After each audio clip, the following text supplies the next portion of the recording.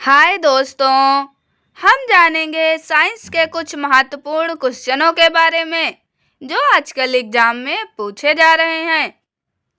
Question number 1, यदि किसी गतिमान वस्तु पर कोई बल आरोपित नहीं है तो यह किसके कारण रुक जाएगी? इसके ऑप्शन है ए आवेग, बी तनाव, सी घर्षण, डी गति। इसका सही आंसर है सी यानी कि घर्षण। अगला प्रश्न, घर्षण बल कार्य करता है। इसके ऑप्शन है ए बल की दिशा के लंबवत, बी बल की दिशा में किसी कोण पर, सी बल की दिशा में, डी बल की दिशा के विपरीत। इसका सही आंसर है डी यानी कि बल की दिशा के विपरीत। अगला प्रश्न, किसी वस्तु पर बल लगाने पर यदि वह गतिशील नहीं होती है तो इसे कहा जा सकता है। इसके ऑप्शन है ए अधिक शक्ति का प्रयोग हुआ है, बी कार्य हुआ है, सी कम शक्ति का प्रयोग हुआ है, डी कोई कार्य नहीं हुआ है। इसका सही आंसर है डी यानी कि कोई कार्य नहीं हुआ है। अगला प्रश्न, शक्ति को किस रूप में व्याख्यायित किया जाता है? इसके ऑप्शन है ए ऊर्जा स्थानांतरण में किया गया कार्य, बी भार बढ़ाने के लिए आरोपित बल, सी कार्य करने की दर अथवा ऊर्जा स्थानांतरण की दर, डी 1 मिनट में किया गया कार्य। इसका सही आंसर है सी यानी कि कार्य करने की दर अथवा ऊर्जा स्थानांतरण की दर। अगला प्रश्न, निम्न में से कौन सी ऊर्जा किसी वस्तु की ऊंचाई के साथ बदलती है?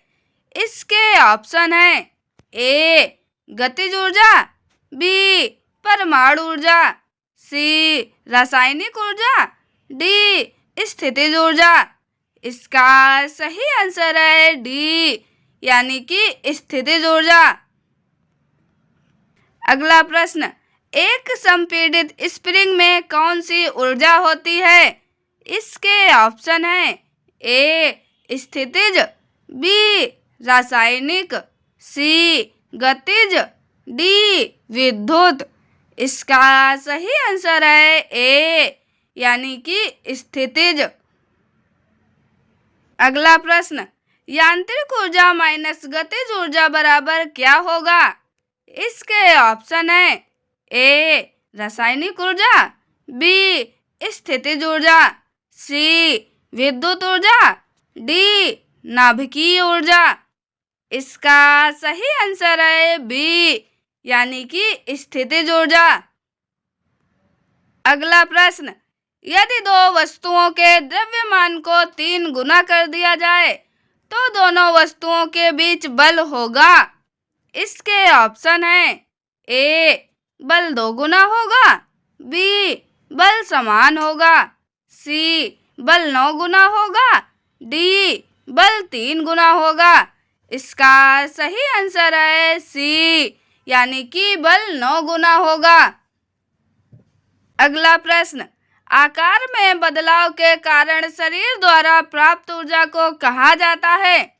इसके ऑप्शन है ए गुरुत्वीय स्थितिज ऊर्जा, बी प्रत्यास्थ स्थितिज ऊर्जा, सी यांत्रिक ऊर्जा, डी मांसपेशीय ऊर्जा। इसका सही आंसर है ए यानी कि गुरुत्वीय स्थितिज ऊर्जा। अगला प्रश्न, जब किसी वस्तु को पानी में डुबोया जाता है तो उस पर ऊपरी बल कार्य करता है। इस बल को क्या कहा जाता है? इसके ऑप्शन है ए गुरुत्वाकर्षण बल, बी उत्प्लावन बल, सी घर्षण बल, डी स्थैतिक बल।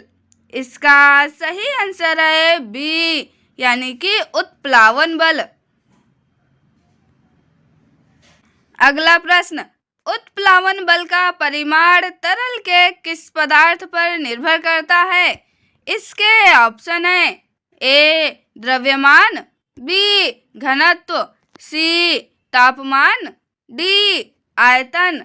इसका सही आंसर है बी यानी कि घनत्व। अगला प्रश्न, किसी लगाए गए बल के लिए यदि क्षेत्रफल कम है तो दाब होगा। इसके ऑप्शन है ए बदल जाएगा, बी कम रहेगा, सी अधिक हो जाएगा, डी स्थिर रहेगा।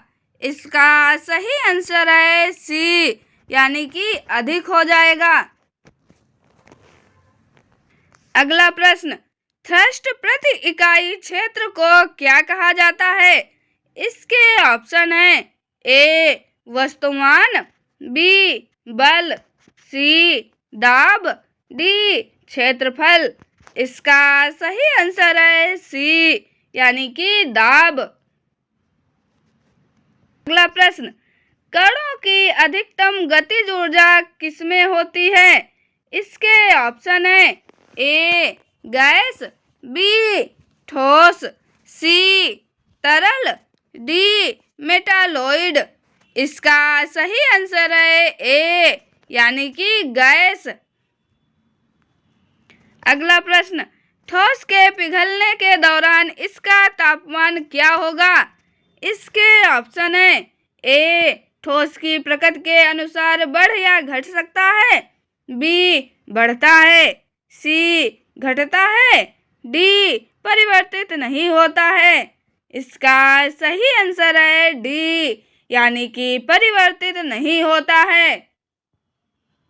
अगला प्रश्न, अंतरराष्ट्रीय मानक प्रणाली के आधार इकाइयों की संख्या कितनी है, जिसे संक्षिप्त रूप में एसआई प्रणाली कहा जाता है। इसके ऑप्शन है ए 7, बी 9, सी 6, डी 8।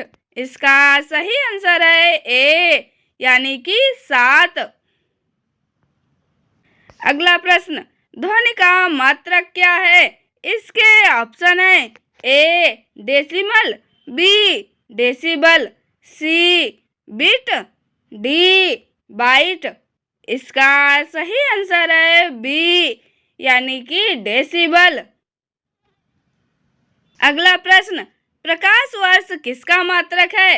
इसके ऑप्शन है ए दूरी, बी समय, सी प्रकाश की तीव्रता, डी द्रव्यमान। इसका सही आंसर है ए यानी कि दूरी। अगला प्रश्न, जूल अपान किलोग्राम किसकी इकाई है। इसके ऑप्शन है ए गुरुत्वीय स्थिरांक, बी गुरुत्वीय तीव्रता, सी गुरुत्वीय विभव, डी गुरुत्वीय स्थितिज ऊर्जा। इसका सही आंसर है सी यानी कि गुरुत्वीय विभव। अगला प्रश्न, निम्न में से कौन सी मौलिक या आधारभूत इकाई नहीं है। इसके ऑप्शन है ए आयतन, बी समय, सी द्रव्यमान, डी लंबाई। इसका सही आंसर है ए यानी कि आयतन। अगला प्रश्न, कैंडेला निम्नलिखित में से किस आधार राशि की एसआई इकाई है। इसके ऑप्शन है ए लंबाई, बी द्रव्यमान, सी दीप्त तीव्रता, डी तापमान। इसका सही आंसर है सी यानी कि दीप्त तीव्रता। अगला प्रश्न, प्रतिबल की एसआई इकाई निम्नलिखित में से कौन सी है। इसके ऑप्शन है A pascal, B joule, C volt, D watt. इसका सही आंसर है ए यानी कि पास्कल। अगला प्रश्न, विद्युत आवेश की एसआई इकाई क्या है। इसके ऑप्शन है ए कूलम्ब, बी वेबर, सी टेस्ला, डी हेनरी। इसका सही आंसर है ए यानी कि कूलम्ब। अगला प्रश्न, निम्नलिखित में से किस राशि का विमीय सूत्र MLT1 है? इसके ऑप्शन है ए बल, बी स्थैतिक घर्षण, सी संवेग, डी गतिज घर्षण। इसका सही आंसर है सी यानी कि संवेग। दोस्तों अब आगे के 2 प्रश्नों के आंसर आपको कमेंट में देने हैं। पहला प्रश्न, भूकंप की तीव्रता को मापने के लिए क्या इस्तेमाल किया जाता है?